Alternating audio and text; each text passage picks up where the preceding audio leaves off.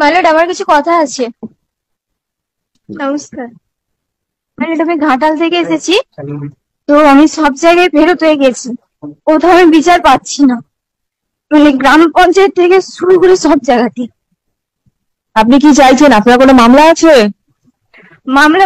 Madam, এখানে আমি SDO থেকে শুরু করে সব জায়গাতেই মামলা করেছি, কিন্তু কোথাও কিছু রেসপন্স পাচ্ছি না।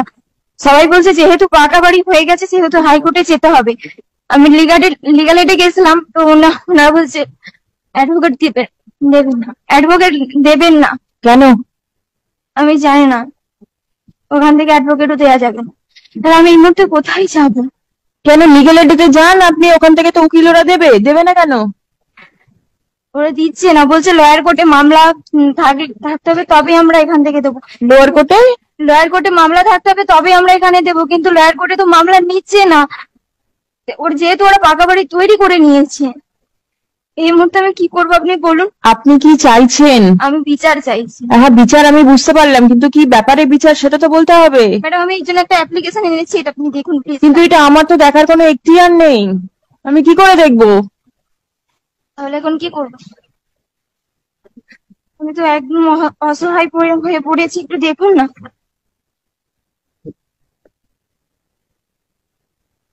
প্লিজ। যদি একটু সহযোগিতা করেন খুবই ভালো হবে। Is anybody here from the legal aid who conducts matter from the legal aid? Mr. Nayak, are you aware? Legal aid matters, anybody who does all these? Yes, it's all right, but she says that she went to the legal aid and legal aid is not helping her. This is um, Right now, I don't have the names.